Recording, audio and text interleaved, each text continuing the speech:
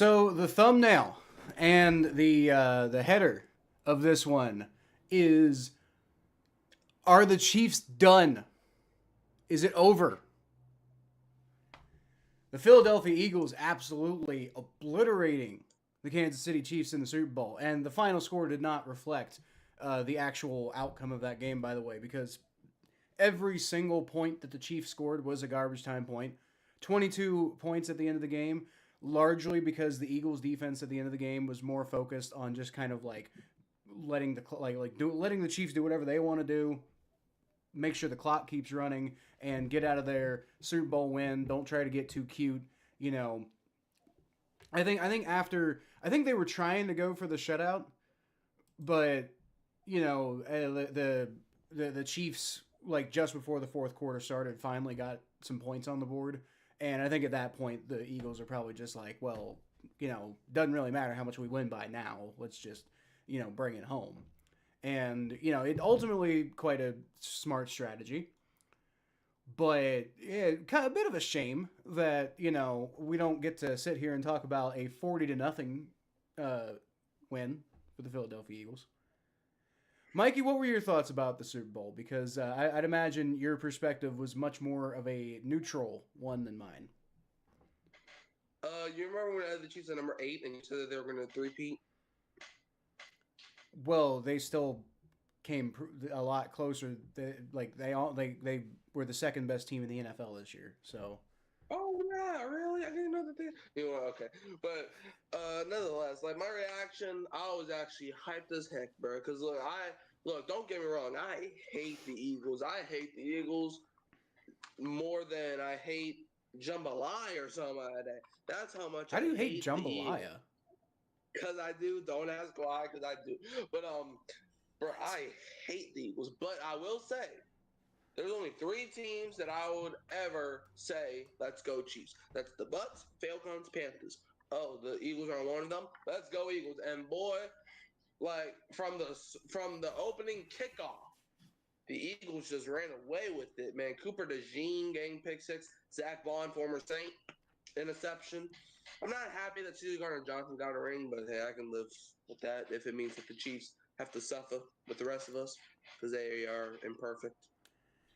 Yeah, I mean, Chiefs fans have been correctly making the point that it's like we still won three Super Bowls over the last 5 or 6 years or whatever, and it's like that is true, but it's over now. Like, you're not gonna be winning. And I said this on my stream of the Super Bowl. By the way, Mikey, you were there for a bit, so I streamed the Super Bowl this year. I didn't really like doing it, so I don't know if I'll be doing it again next year.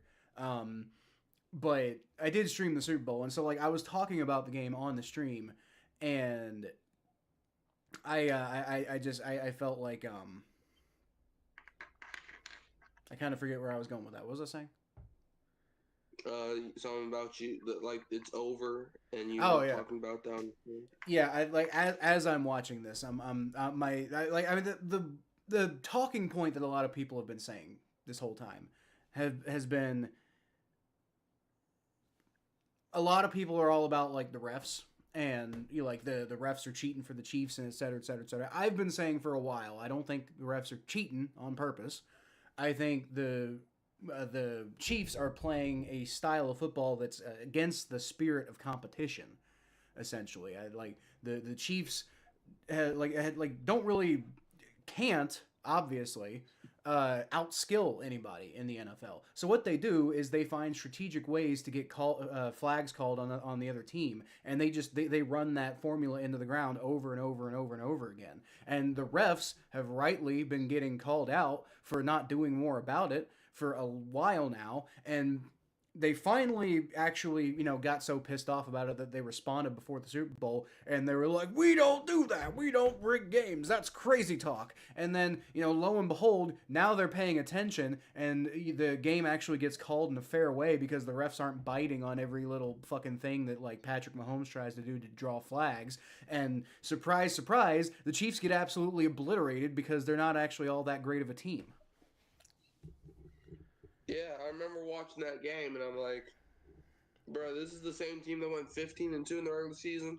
Like we've seen it, the Chiefs even getting that far was kind of mind-boggling in a sense. But what I saw, right, obviously the first drive, the referees were calling some bogus, but then that's really because I remember watching that opening drive where Devontae Smith caught that pass, and I don't know if you saw on stream, but I remember I saw that he was clearly out of bounds, and then the Chiefs player knocked him on his backside, and the referees didn't do nothing about it. But Pat Mahomes literally that same thing happened to him a couple weeks ago, and the referees blindfolds on, and then obviously the offense pass interference on AJ Brown, which is the most questionable one. Yeah. But after that, it's like the referees started, kind of letting them play. Yes, there was flags. There's 3 flags on field goals. Don't ask me how that's possible.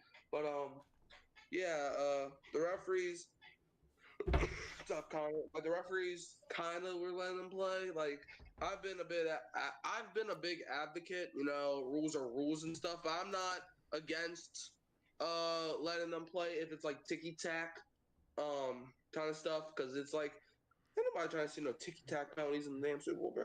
But yeah, so other than that, it's like you know ever since the Chiefs played the Eagles in the Super Bowl a couple years ago, the Eagles, like in Jalen Hurts' post game, he said he'll be back, and Lord behold, he was back, and he was out for blood. Yeah, yeah. I think the Eagles were out to prove something this time around. And one thing I think they proved, which is kind of nice, which makes me happy as somebody who enjoys all aspects of football, not just offense, but defense still matters apparently because to some extent, because Jalen Hurts. Do you think Jalen Hurts was the MVP, Mikey? Do you agree with that decision? Sorta. I mean, hold on. Jalen Hurts last night, he had a great game, so I do think he should have been MVP because I don't think. Look, don't get me wrong, the defense was great, but like Jalen Hurts was like he was balling, all right, like so. I actually was saying Hurts should have been MVP, but I wouldn't have been mad if they would have given it to defensive player because I know where you're going with this. Yeah. But I did agree with the decision. Look, here's my thing, and you might know where I'm going with this, but here's my thing. Like Jalen Hurts overall had a pretty good game. I mean, don't get me wrong. Just over 300 yards of offense, uh, 3 touchdowns. He threw a really terrible pick. Don't forget about that. Generally Yeah, protected pretty well. He did take 2 sacks, but he's also a mobile quarterback, and that tends to happen with mobile quarterbacks. Obviously, Saquon Barkley was not a factor, so they had to rely on the passing game, and Jalen Hurts did a good job of stepping up to the plate when needed.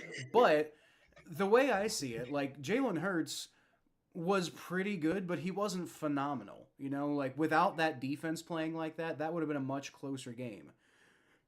And it's to me, it's got to go to a defensive player. And I thought Cooper DeJean did a pretty good job on returns. As a return guy. I mean, he didn't like bust anything out insanely, but he had a couple of pretty good returns. And on top of that, he had that pick six that flipped the game on its head. Like, I mean, I know the Eagles were winning when that pick six happened, but the pick six took that game from like, oh, the Eagles are winning, and but the Eagles were winning in the last Super Bowl too, so who knows what's going to happen? But that pick six took the game from like, the Eagles are winning right now to holy shit, the Eagles are probably going to like win, and we're not even halfway through the game. So the way I see it, Cooper DeJean should have been the MVP. Like Jalen Hurts did a very good job, and he's an underrated quarterback, I think. But I felt like a defensive player deserved the MVP this year because the defense won that game. Let's just be honest. The Eagles dropped 40 points, and frankly, without if you put the Bengals defense in there, the Chiefs probably win that game. Frankly. Yeah, maybe. I feel like I said earlier, I don't think there was a wrong decision here. I think Hurts still, even with that pick, still had a great game. Like you can say without that defense, they probably don't win, but you could also say without Hurts, they don't win. Like the Eagles' backup QB, like if you give the Eagles Josh Allen, I think the Chiefs win that game. If you give there's only a couple quarterbacks I could see winning that game other than Jalen Hurts. So I feel like Jalen Hurts was still he was still a good option to have for MVP. I just don't think that was Hurts the only good player? Heck no. Okay, it's a Yeah. Super Bowl, right? So it's a Super Bowl. It's not like the NBA where in the NBA Finals you just need one guy to drop 50 points and you're gonna be aight. Like it's not the NBA, so. I guess here's my thing. I actually disagree with your perspective that most quarterbacks wouldn't have won the game. Like Jalen Hurts was like a big reason why they won, and I don't agree with that. I think Derek Carr would have won the Super Bowl with the defense playing like that.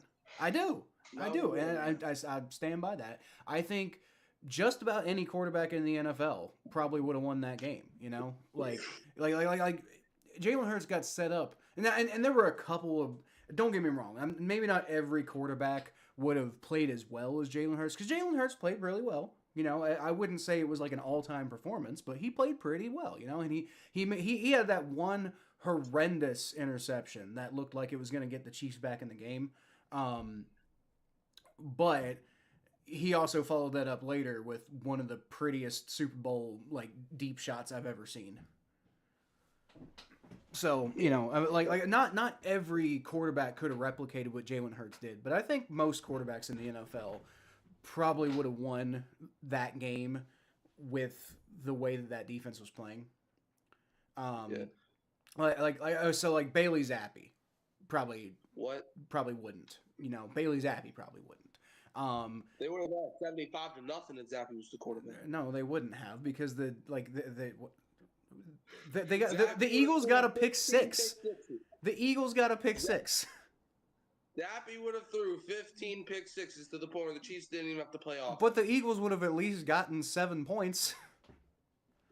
No, because the Chiefs' offense would never touch the field because Zappy would keep throwing pick six.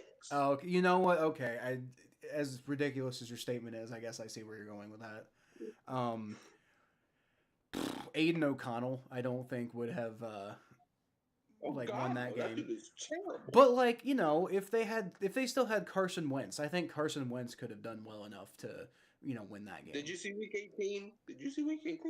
I did see Week 18, and that was the most gutless fucking performance I've ever seen from a football team ever. The Chiefs deserved that result in the Super Bowl purely because of that bullshit in Week 18. And I'm not just saying that as a Bengals fan who's like, we could have made the playoffs. Like, we did it to ourselves. We shot ourselves in the foot. But that was the most gutless performance I've ever seen from a professional football team in that Week 18 performance.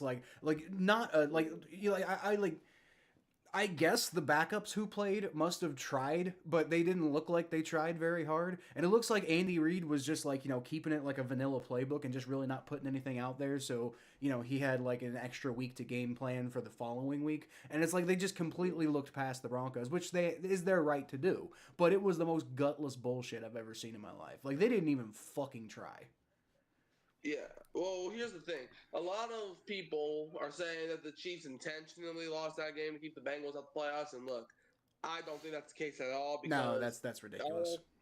Because I don't know if you know, but they announced that there's gonna be no starters before the Bengals Steelers game even occurred. Like if they actually wanted to keep the Bengals out the playoffs, they would have saw. Because like the Chiefs, they were gonna play all of their F team anyway. Yeah. Because so it's like they weren't losing, like they weren't tanking just to keep the Bengals out the playoffs. They were just playing whoever they had. And well, the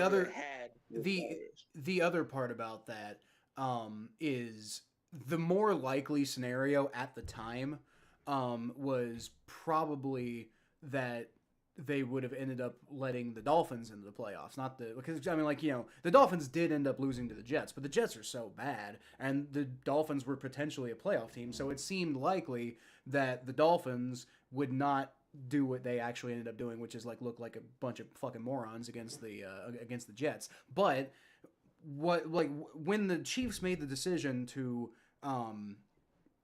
not play their starters, the more likely scenario, if they did play their starters and did beat the Broncos, was that they would let the Dolphins in the playoffs, and that would actually be, I think, a benefit. Maybe they don't want to see the Bengals in the playoffs. Okay, fair enough. But at the time, the more likely scenario was that the Dolphins would make the playoffs if they beat the Broncos, and that would be, I mean, they never even see the Dolphins because they would have gotten absolutely slaughtered by the Bills the following week, which is what Yeah, that's happened what to I the was about to Broncos. say. Yeah. And Yeah. that's what I was about to say too. Like the Dolphins, they were not beating the Bills. Yeah. Now, granted, the Bengals would have won the Super Bowl if they made the playoffs, but just I saying. mean, maybe not. No, we wouldn't have. There's no way. Like, and the reason I said I do think based off of what we saw in the AFC playoffs, I do think the Bengals would have made it. Actually, I think because they almost beat the Chiefs earlier this year if it weren't for that BS DPI call on Dejon Anthony. But other than that, pissed at Anthony that day? I was, but I was pissed at him. Listen, I was pissed at Dejon Anthony, and to some, I'm not still pissed at him. I'm just like, I hope you learned from the problem. But it's like you can't put yourself in position to to let that happen. But my point that I'm making isn't that the ref screwed us over and blah blah blah blah blah. I do think it was kind of a BS call. But my point is more so that the Bengals were very capable of beating the Chiefs, and they were playing better than they were at that time. So I'm thinking the Bengals probably would have beaten the Chiefs at some point. The Bengals would have beaten the Bills, because they always fucking beat the Bills. And who else would we have played? Let's see. So we would have beaten the Bills in the round one, and then was it Baltimore?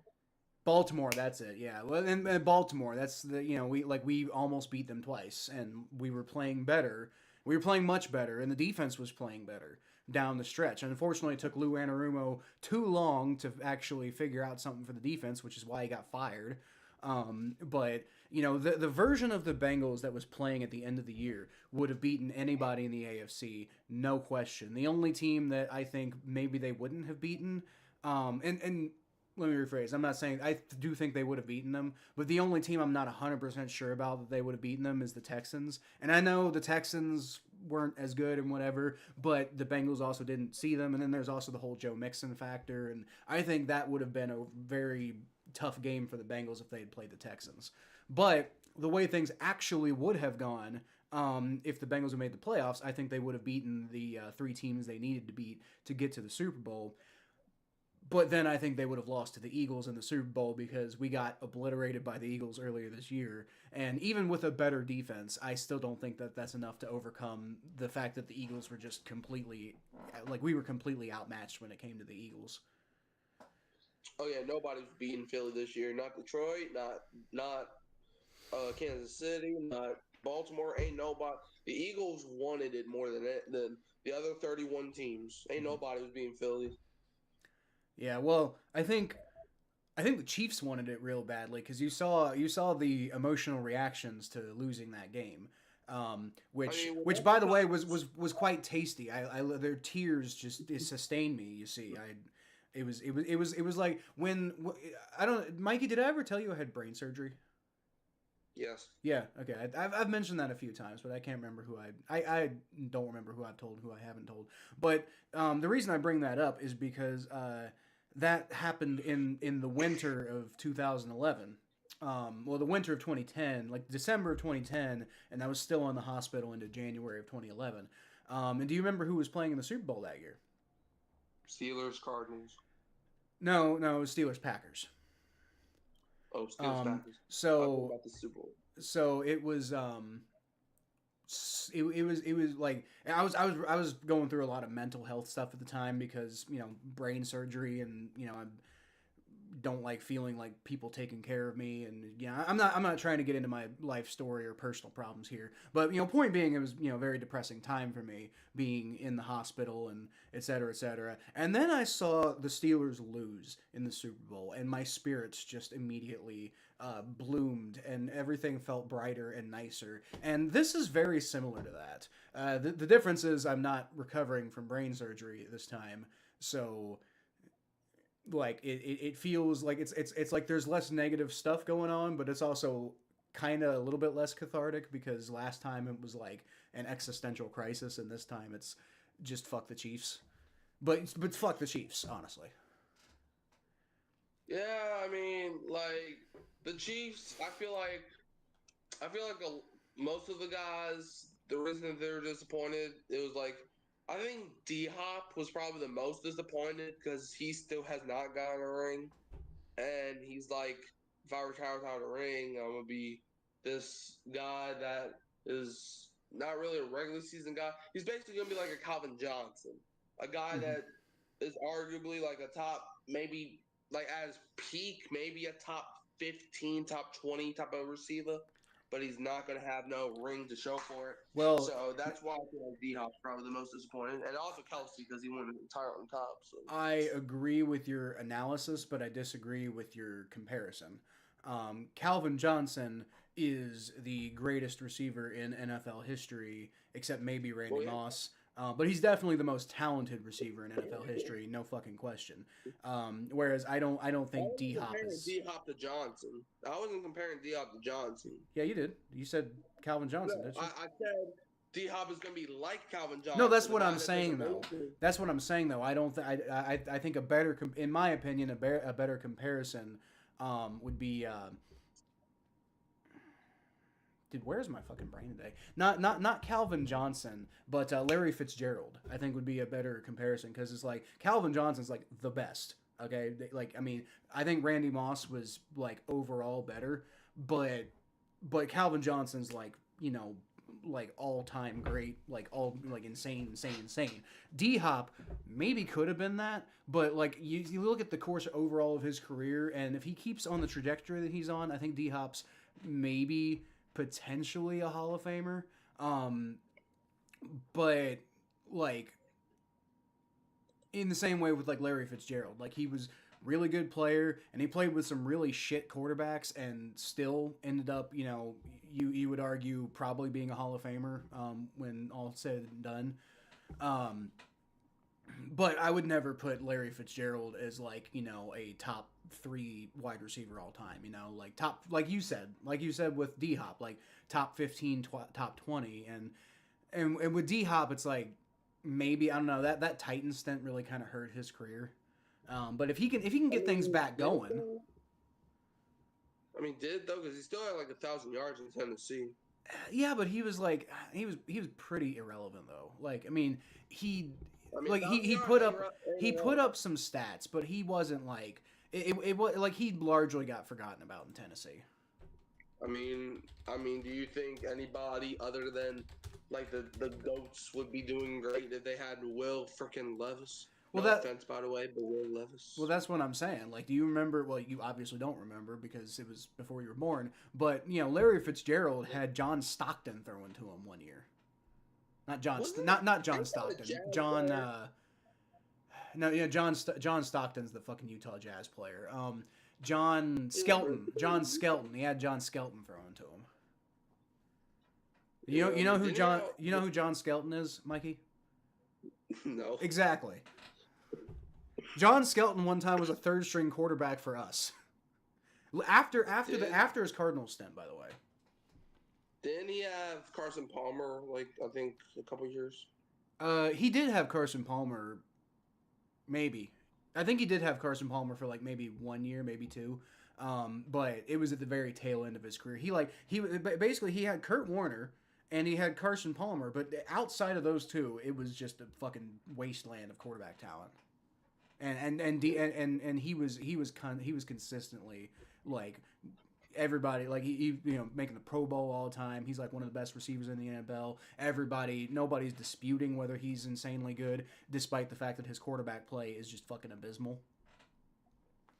Yeah, I remember because I didn't start watching football until 2018, and Larry Fitzgerald was one of the guys that I didn't grow up watching, but I was watching him during the end of his career, and that guy, he wasn't at the 2010s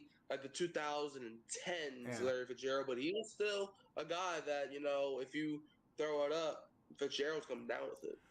By the way, to be clear, I misremembered earlier. It wasn't the Titans stint that I think harmed D Hop's career. I don't think it helped, especially like the fact that like he made it through like that first season with Tennessee was pretty good, but obviously not really making it through the second season and only finishing with like 173 yards with them wasn't great. But it was the Cardinals stint. That's what I meant earlier. Like he had that first season was really good, but the second two, like both of the next two seasons, he didn't even get 1,000 yards. Like I think that stint with the Cardinals kind of hurt D Hop's legacy, and I still think he's probably on pace to make the Hall of Fame. Probably, I mean, like right now he's kind of fallen off a little bit because like he has. I mean, at this point he hasn't made a Pro Bowl since 2019. And I know it's been tumultuous for him. He would have had 2,000 yards. He would have, yeah. That's. I mean, the Saints would be a good place for him to go, honestly. No, if you played against the Saints for 17 games. Oh, okay. Well. Because I don't know if you remember, but Hopkins, after he got suspended his second year, his first game was against the Saints, that boy couldn't drop nothing like that. Every single time the ball went to Hopkins, he caught that ball like it was nothing. Well, there you go. All right, so yeah. So tell me then. As far as the like, I made the title of this video because I kind of wanted to make this video, but I don't think I'm gonna have time this week because of my degree project that I'm doing. But we're doing that as the topic, the main topic of this thing. So tell me your thoughts then. Are the Chiefs finished? Is it over? And by which I mean this is what I was talking about earlier. Like the thing that I was like, I forget my train of thought. I remember now. But like what I was saying was that like I'm not saying the Chiefs are necessarily gonna just go back to sucking forever. Patrick Mahomes is gonna be a bad quarterback going forward. What I mean is like like the New England Patriots in between winning the Super Bowl against the Philadelphia Eagles in 2004 and then winning the Super Bowl again against the Seattle Seahawks in 2015 or 16 or whatever it was. That's a long gap where they weren't like the dominant force. They didn't have a dynasty anymore. They weren't the dominant force in the NFL. They were a dominant force. They were in it every year, but they made the Super Bowl a couple of times. They lost, but they weren't running things. The Patriots weren't for a while, and so that's kind of what I'm saying with the Chiefs. Are they done as a dynasty? Is the run of complete dominance over? Now, when we talk about a dynasty ending, I feel like the Chiefs, because look, we got to take everything into account here. The Chiefs have the weakest dynasty out of all the major dynasties, let's be honest. And because of that one fact, I can legitimately say, and this may come back to bite me, this may not. I do think the Chiefs are finished, as in, if they do win another Super Bowl, I don't think it's going to be immediately. I don't think it's going to be where everybody's going to expect them to win. Mm-hmm. I think when I say the Chiefs are finished, I think it's because I think the Chiefs are finished due to the fact that I don't see them. I think they will win a Super Bowl eventually, but I don't think that they are going to be the top dog. I think the Eagles win a Super Bowl before them. I think the Bengals get one. I think the Ravens could get one. I think the Bills could get one, and then maybe the Chiefs come right after that. I think the Saints will get one in maybe 2045. But I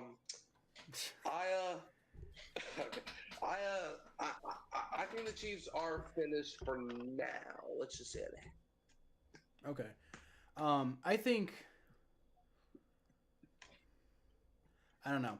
So I'm going to address a couple points that you made. This is you said this is the weakest dynasty in NFL history. Is it weaker than Troy Aikman's Cowboys dynasty? Because yes. that was a slightly fraudulent dynasty.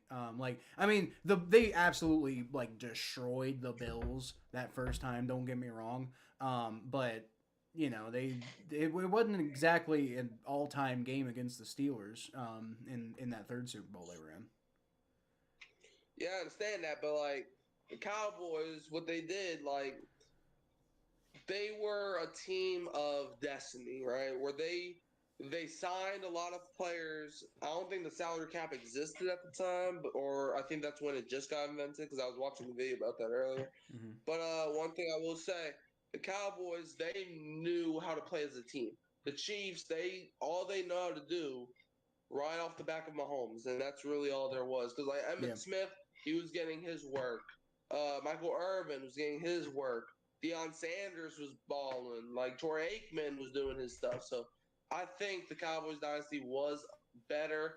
I don't think. I think it may be the second or third weakest one, but I don't. I think the Chiefs dynasty is definitely the weakest. Okay. All right. So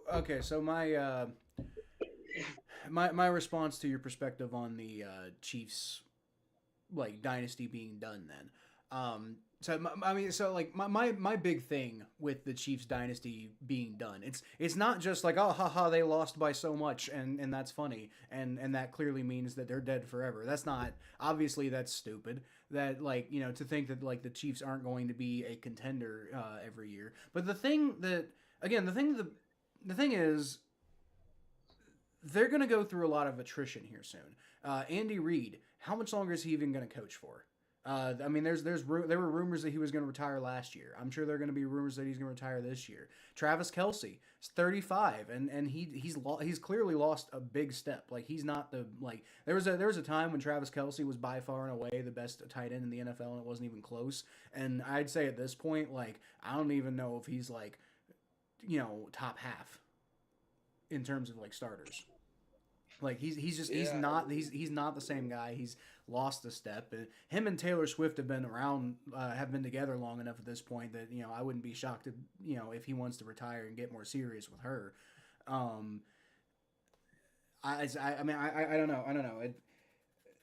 I could see both Andy Reid and Travis Kelce coming back next year. In fact, if I was a betting man, I'd say that they both probably will. But that doesn't mean that they're going to be able to run it back. You know, like Xavier Worthy and Patrick Mahomes are about the only guys who I can point to on the Chiefs offense and be like, yeah, those guys are, you know, potentially elite, absolutely insane types of guys. And with Xavier Worthy, it's like, you know, that's what we've seen so far, but who knows if he's going to keep that up. And then with Patrick Mahomes, we know he's, you know, he can be an up and down type of player. So, you know, but he needs more talent around him. The Chiefs think this man's fucking Joe Burrow, right? And that he can just, like, you know, like, no matter who's around him, he can, you know, make them look like fucking stars. And it's just not the case, you know? Like sometimes Patrick Mahomes can make himself look like a star, regardless of the talent around him. But for the most part, you know, I mean, this dude's been throwing the ball to, you know, like Travis Kelce in his prime for many years. Now he's got Xavier Worthy and DeAndre Hopkins to throw to. He used to have Tyreek. Exactly, he used to have Tyreek Hill. There was a time when Patrick Mahomes was working with a whole lot of nothing, but that time was a long time ago. And, you know, I mean, the Chiefs have basically just been using black magic on the salary cap for years to just put like every single insane player they can put around him, and it's good team building. You know, it's like the Chiefs have a really well run front office. You got to give them credit for that, but it's not necessarily like I would argue that Patrick Mahomes is not the type of quarterback who you can say, oh yeah, we're gonna be in it every year regardless of who we put around him because he's Patrick Mahomes. Like, the thing is, Patrick Mahomes was expected to be a second round pick for a reason, and I think what we just saw in the Super Bowl was evidence of that reason. And it's like, yeah, obviously he should have been a first round pick based off of what we've seen in his career. I'm not saying that, you know, like this Super Bowl ruins his legacy by any means, but it is to show that is also what Patrick Mahomes is capable of. And he's been playing a lot more like that lately than he's been playing like the Patrick Mahomes that, you know, everybody like watches on the highlight tapes, the ones that the announcers gush over. He's been playing a lot more like the problematic version of Patrick Mahomes lately, and people don't pay attention because they went 15-2 this year, and, you know, they only lost one game really legitimately because the other one was, you know, they just rested all their starters because who fucking cares at that point. The second game has a place in my heart, though. There's a place in my heart. Well, that's cool. Yeah. The first game, I think, has a special place in your heart because the second game. No, the first game they lost because the second game they lost was against the Broncos. Exactly. Why does that one have a special play? Yeah, why does that one have a Because they special? got shut out. And so that makes the Saints not the only team to have the most embarrassing loss. No, you guys definitely had a more embarrassing loss because you guys tried. I don't care. Let me have something. The season was terrible as it was. Well, at least you didn't have to watch the Buccaneers win the Super Bowl, which is, honestly what I was I rooting did for. a few years ago. Yeah, but well, yeah, but that's what I was rooting for. So that would I have been. don't care what you were rooting for. Yeah, it's not even it's not a pro Buccaneers thing. It's just a pro Baker Mayfield thing. If he was the quarterback for the Saints, I'd root for you guys. Yeah, I mean, shoot. I mean, I'd be rooting for the Bengals if they're not playing the Saints because they got Joe Burrow. Well, I feel that. There were plenty of times I rooted for the Saints just because I like Drew Brees, but he's obviously not the quarterback anymore. Yeah, now we have Derek washed up, used up Carr. Well, shoot, we may not even have him no more. Yeah, I thought Derek Carr was a fine get for you guys, but the problem is you got Derek Carr at a time when you were purging your roster because of salary cap hell, and that was the exact wrong time to bring in Derek Carr. Like Derek Carr is like an Andy Dalton type. You got to put a good team around him, otherwise he's not going to look like a great player. Yeah, I mean, I don't know, because when Derek Carr first came, the Saints were the favorites to win the NFC South because one, the division was terrible, and two, like the Saints had the better or all around. Like the Saints had like the best defense, so everybody was like, and also had Chris Olave and Alvin Kamara and Taysom Hill and had that type of offense. So, but Derek Carr came in and then he started. Then for some reason he had this urge, and he was like, you know what I want to do today? I want to get Chris Olave killed. That's what I want to do today. Well, the good news is next year the Bengals are going to win the Super Bowl, so it'll be all good. I was really hoping though this year we could get and again it's not just because like I want the Bengals to win the Super Bowl every year, but it's like this year would have been the year, in New Orleans that would have been the thing. I mean, hey, the Super Bowl next year's in Santa Clara, so you can win the Super Bowl in the city that you lost to twice.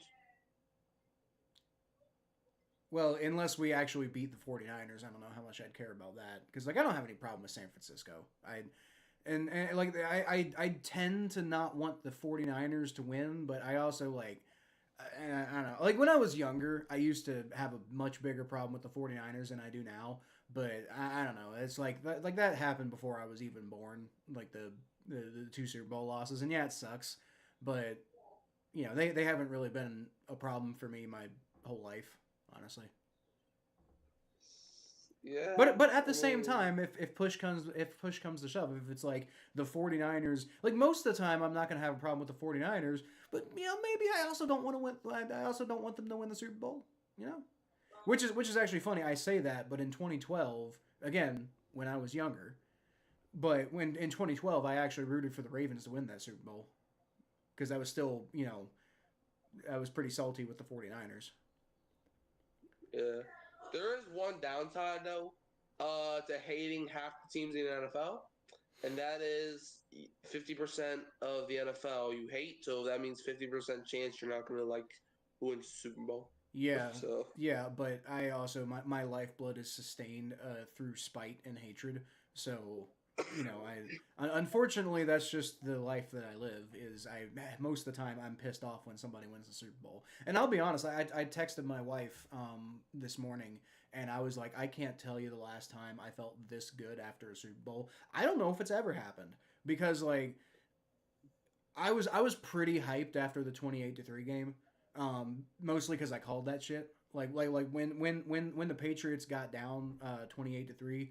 I think when they scored the touchdown next, or no before they scored a touchdown next, I just saw them like make a few good plays, and I looked to the other people I was watching the game with, and I said, Tom Brady's about to come back and win this. and they said they all said I'm crazy because at the time everybody thought that the Falcons were a team of destiny, and they were like, oh, the Falcons are going to deliver us from Tom Brady. Well, that didn't happen. If anything, if anything they made Tom Brady's legacy better. How are you when the Saints beat the Colts? I I think I was rooting for the Saints that year. I think. I mean, they're playing against Peyton Manning. So. Yeah, well, I didn't hate Peyton Manning back then. I do now, but at back then, I actually kind of liked Peyton Manning back then. But yeah, I don't know. I don't. I remember not really being all that interested in the Super Bowl that year, other than like, I mean, I watched it, and from a storyline perspective, I thought the whole like Katrina thing was, it'd be kind of cool to see the Saints win it for New Orleans. But I mean, I was also like 17, and I had my own shit going on at the time, and I think I was still a little salty about the Bengals losing to the Jets. In the first round, so ironically, I think the last time that I was happy when a team won the Super Bowl was actually when the Chiefs won their first one with Mahomes, because for some reason I was so salty after the 49ers beat the Saints that season, because I don't know if you remember, but the Saints scored 46 points, and George Kittle made us look like freaking just made us look like Legos out there. Yeah, George Kittle. I was rooting.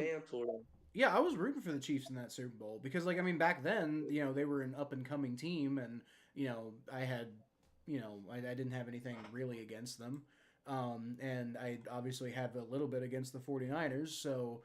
I was rooting for the Chiefs in that Super Bowl against the 49ers, but pretty much after that, because like I mean the next year it was Tom Brady, and I'm sorry that the Buccaneers keep getting quarterbacks I like, but in the following year was Tom Brady, so I was rooting for Tom Brady, not Patrick Mahomes. If it had just been some random ass team, if they had been playing the 49ers again, I guess I probably would have rooted for the Chiefs. But it was 2021. That was the year that I started not liking the Chiefs. But 2019 and 2020, I was fine with the Chiefs being the next dynasty, and now I'm glad to see them dead. Yeah, but I remember, because I don't know if you remember, but like the Saints and the 49ers that in 2020 played. Well, no, it was 2019. It was the 2020 year that they won. But 2019, the Saints played the 49ers, and that was the game of the freaking decade, it felt like. Like, bro, I remember Traquan Smith caught the touchdown, and I think the Saints won. But on 4th and 2, George Kittle just does the simplest route ever. Marcus Williams and C.J. Carter-Johnson cannot make a tackle. 49ers win. And for some reason, I was just so salty because I was like, the Saints played the best game ever, and yet we still lost. So I just wanted the Chiefs to win. Ever since then, I really didn't like the 49ers. But, I mean, it goes deeper than that. But, yeah, that was not the best day. So I can't. That's a story for me. As far as like teams that I was happy to see them win the Super Bowl. Like the first Super Bowl I watched, I was happy with the outcome because I was a big John Elway fan when I was a kid, so I was happy to see him. I didn't have a problem with Brett Favre. I really like John Elway. And then I don't think I watched the Broncos Falcons Super Bowl. I might have watched the Rams Titans Super Bowl because I remember aspects of that, and if I was, picking a team at the time, I would have picked the Rams because Kurt Warner was my boy. And I thought Marshall Faulk was cool as hell. Later on, found out Marshall Faulk was a dick, specifically in relation to the Bengals. But Patriots, Rams, I don't think I would have had too much perspective on. I think I probably would have rooted for the Rams in that one, but I don't know. The whole Tom Brady story at the time was pretty cool. Buccaneers, Raiders, I don't know if I would have given a shit in 2002. I guess no, I don't know. I don't even remember paying any attention to that Super Bowl. I don't even remember Rich Gannon being a quarterback who did anything. So I mean, obviously he did. He took the Raiders to the Super Bowl that year, and then they lost. But like, I don't know. I think I probably would have been fine with the Buccaneers because like John Gruden was pretty cool at the time. Um, Patriots Panthers. I definitely rooted for the Panthers that year, but that's because the Panthers were still a relatively new team, and I just thought it was cool. And Jake Delhomme is a cool guy, and et cetera, et cetera. But I mean, I can't really remember like. Obviously, the 2005 Super Bowl made me want to explode, and I hated everything about that. And it still lives rent free in my head to this day. Even more so than when the Steelers won in 2009. Yeah, I mean, the first one I ever watched was the Eagles Patriots second one. I don't think I finished watching that one, but I definitely remember watching that. And I'm not gonna lie, I did want the Eagles to win that Super Bowl because I don't know if you remember, which you probably do, but the first game I ever watched was the Minneapolis Miracle. So I rooted for the Eagles to win that whole thing just to spite Minnesota. Okay, just to spite Minnesota. And yeah, I think I've watched every Super Bowl. I think there's only been 2 Super Bowls where I didn't finish watching. And I'm not gonna lie, I was thinking about not even watching this Super Bowl, but I ended up sticking through it. But yeah, there was only 2 Super Bowls where I didn't finish watching. It was the Super Bowl between Philly and New England, and then it was also the Patriots Rams game. I don't know if you remember that. But I remember the Patriots Rams game. It wasn't a very good one, but I remember it. yeah, the game was in out. But it's so funny. The Super Bowl in Atlanta. You'll see where I'm going. The game in Atlanta was one of the worst Super Bowls of all time when it comes to viewer wise and also eye wise. Super Bowl in New Orleans. It came out today that it had the most viewership, which I was actually kind of surprised about, but it did. I was really like I think the only 2 Super Bowls I was really particularly happy with the outcome. Again, other than when I was like 5 years old, I thought it was cool that John Elway won. But other than that, though, the only 2 Super Bowls I was really happy with the outcome was when Aaron Rodgers beat the Steelers, and then this past year, the Eagles not just beating the Chiefs, because like honestly, if it had just been like the Eagles beat the Chiefs and it was just like a close game or whatever, like I was dreading the Super Bowl going into it. I was like, oh god, Eagles Chiefs, this is boring. I can't like. The only outcome that could have made the Super Bowl good is the one that we got, and that's the Eagles just absolutely spanking the fucking Chiefs and single handedly ending their dynasty. And Jim actually brings a good point that I wasn't aware of. Jim says the Andy Reid retirement rumors are already starting, and that's what I'm saying. Like the Chiefs are. I'm not saying the Chiefs can't do the Patriots thing and eventually build another dynasty in the future, but this one I think is over. And again, I think they'll be competitive. They'll probably be in the playoffs a lot. I just don't think they're going to be, the Super Bowl team from the AFC going forward. Yeah, I mean, it's like because like a lot of people before this season was like the Chiefs going to three-peat, and I don't know if you were watching the Super Bowl, but the Chiefs did three-peat in one thing. You know what they three-peated in? What? 3 and outs. Well, man, 3 and outs, boy. They almost three-peated in something else, and that was in terms of quarters without a single score. Yeah, but then at the very within the final minute, like with I think 35 seconds left in the third quarter, they did get a score. But I was looking it up during the game. Like I was looking up when's the last time? And by the way, this fact makes me very sad. But do you know who the last team before the Chiefs this year? Like the Chiefs this year. Are the first team in a very long time to get completely shut out in the first half of a Super Bowl. And do you know who the last team to do that was? Bengals. It was the Bengals. It was yeah, back in 1982, the first Super Bowl the Bengals went to. They got shut out in the first half, and they ended up making it a relatively closer game. It was 26-21. And if a couple of things had bounced their way, they maybe could have finished off that comeback in the second half. But was that the Super Bowl also in New Orleans, or was it the other game? I don't know. If I didn't know they played in New Orleans either time. No, this one was in Michigan. All right, because wait, hold on, because there was a Bengals 49ers Super Bowl that was in New Orleans. No, there wasn't. Well, I saw something earlier. Yeah, that was wrong. So the first one was in Detroit.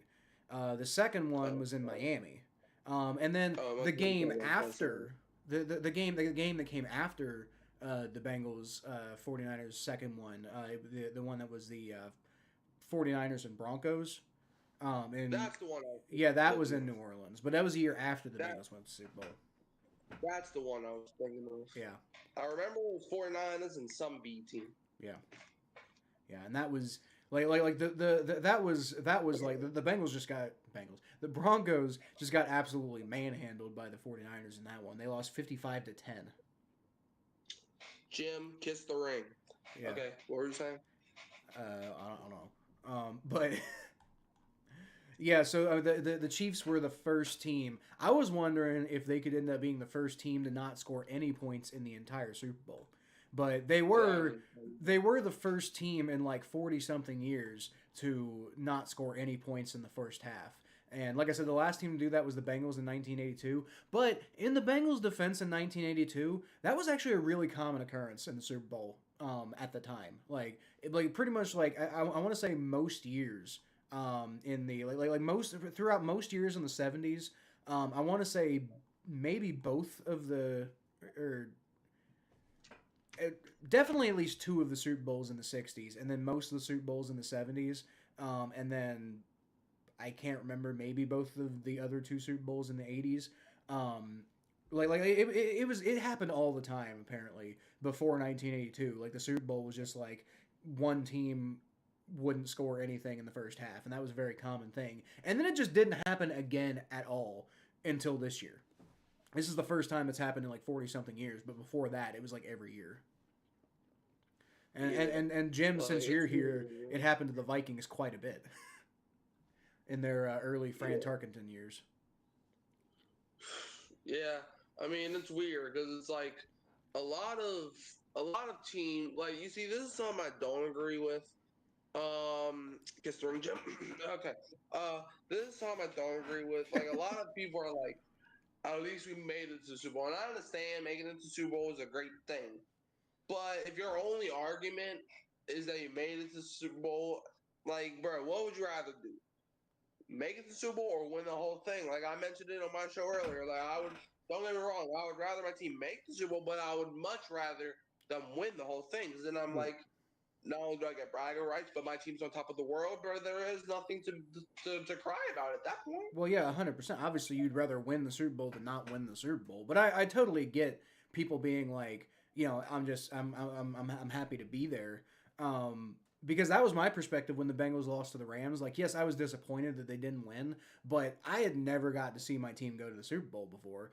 That was incredible, and I was like yes, the Bengals had been before, but I wasn't alive for either of those two games.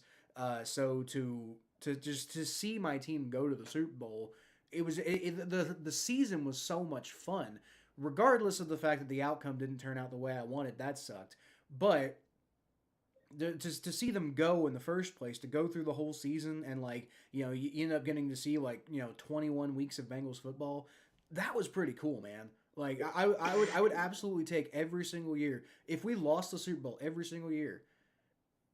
I mean, I guess at some point it would start to feel repetitive, and you'd be like, you get to the Super Bowl, you're like, well, we're probably not going to win because we lose every fucking year.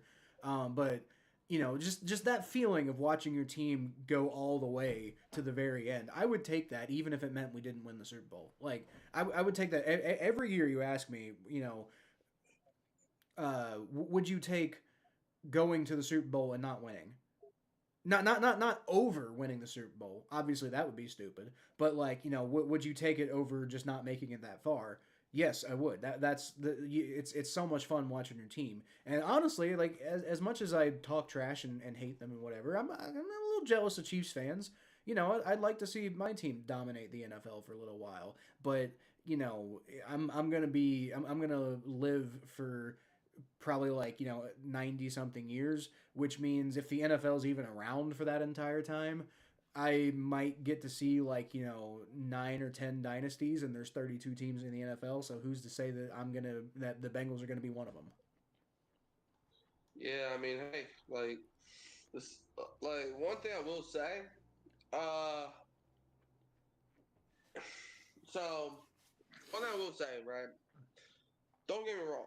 Making the Super Bowl is a great accomplishment, but a lot of people, when they're like, "Did your team win the Super Bowl?" They're like, "Nah, but hey, at least we made that far." And look, I understand that, but at the same time, it's like, did you really like accomplish everything that you wanted to do? I mean, that's just my opinion. But one thing I will say though, the Saints will win the Super Bowl whenever I have gray hair, so I will be able to witness it eventually.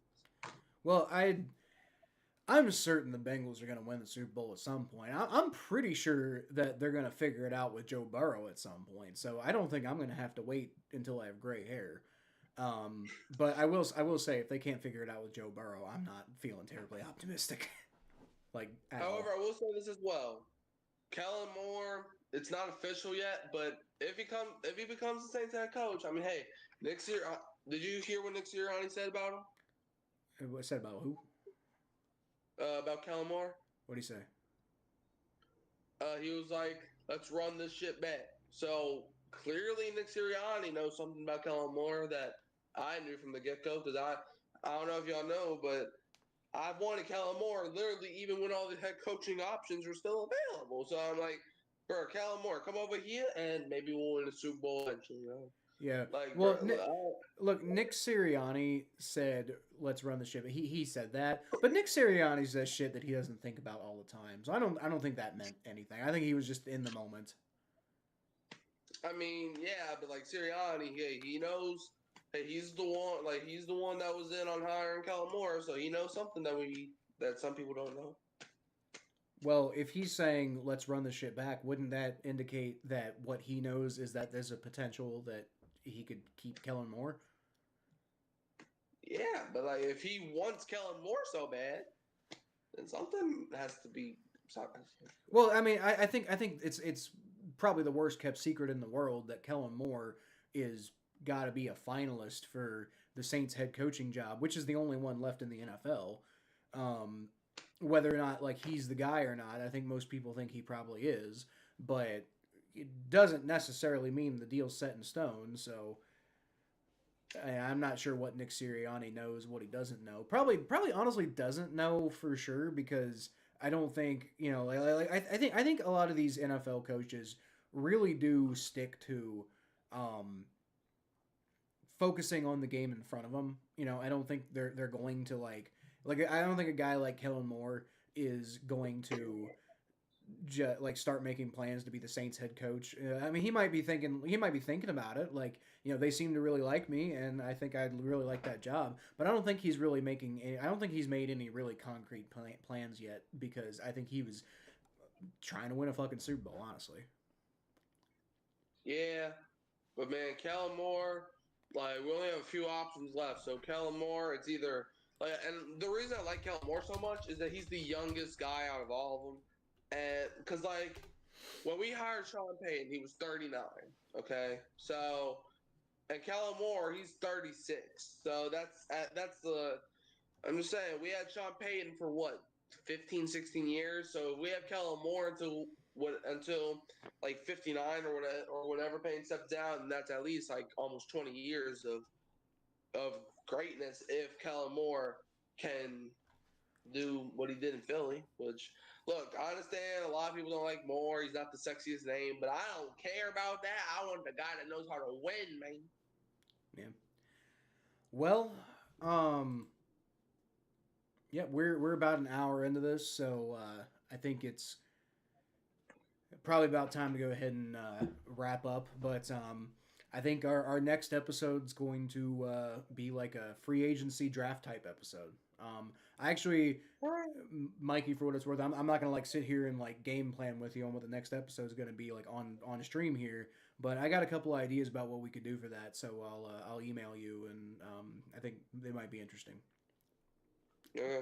But you got anything else left you want to say about the Super Bowl before we head out? Chiefs, y'all suck, bro. Yeah, well, they're like I said, they're I definitely think they're about to maybe not collapse, But like I mean, they might have to like go through like a little bit of a soft rebuild, honestly, because like with like especially if Andy Reid goes. If Andy Reid retires, then they're gonna have to like start thinking about what's next, and I don't think they're gonna just be able to run the same shit back because if Travis Kelsey's getting old, and they don't really have like I mean they have DeAndre Hopkins on the team right now. Who knows if that's going to continue to be a thing? But they have DeAndre Hopkins on the team right now. But like he's not the same DeAndre Hopkins that he once was, and it's like they have Xavier Worthy. They have talent on offense, but they don't have like a Jamar Chase, or a Michael Thomas, or a Tyreek Hill, frankly, you know. Yeah, yeah. But we forgot about one thing. What? Chris Jones. What's gonna happen with him? I don't know. What's gonna happen. He's getting pretty old too, isn't he? Yeah, but he also got hurt. So will that injury impact him next year if he doesn't retire? Do you know what the injury was? It was some type of knee injury. I mean, it was a non-contact injury, so that's not a good sign. But I haven't heard what the actual injury was. Yeah, some type of knee injury. So will that impact him next year if he doesn't retire? Well, it depends on what the injury was. I mean, he's not going to retire. Yeah, he's 30. He's not going to retire. But yeah, when I said he was getting older, I just meant like he's like 30 and he just got injured, and I don't know what the injury is. But he did come back and play for a little bit at one point. Yeah, he did. Yeah, he did. No, he was out for the rest of the game. No, he came back for like after like I mean he did go out permanently at one point, but like after he initially got injured, he came back after a few plays, and he played a little bit more, and then he went off. So I mean, if it was like an ACL or something like that, I don't think he would have been able to go back on the field and play a little bit more. Yeah. So I don't know what it is, but my gut feeling is that it's probably not going to stop him from playing next year, or even hamper him from playing next year. But I don't know. I don't know, maybe. But the one thing we have to consider is, give me one sec. Chris Jones is 55. He's like I was talking about him getting a little older. He's 30 something, and he signed a new contract last year with the Chiefs, like a 5-year deal. But he signed it in such a way that his cap hit last year was like $7 million. And every year going forward, his cap hit is like 35 million, 41, 35, 41.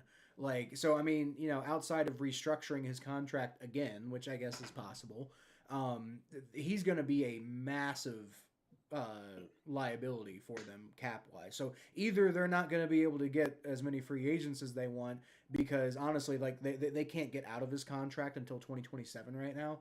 So at least for the next 2 years, he's going to be a member of the Kansas City Chiefs, but he's going to be eating up a lot of that cap space. Yeah, but that's all I got, man. Yeah, so there's just a lot of problems I see with the Chiefs. That's I think they're gonna have a lot of problems going forward. But again, not to say that they aren't gonna be good, but I just don't think they'll be great. They're going 17 for the next 17 years. Well, that would be nice, but probably not. So anyway, we're gonna go ahead and head out of here. Mikey, I'll let you know when we're gonna go live next week. And everybody else, appreciate you showing up. I'll leave y'all as always with a Who Dat. Who Dat.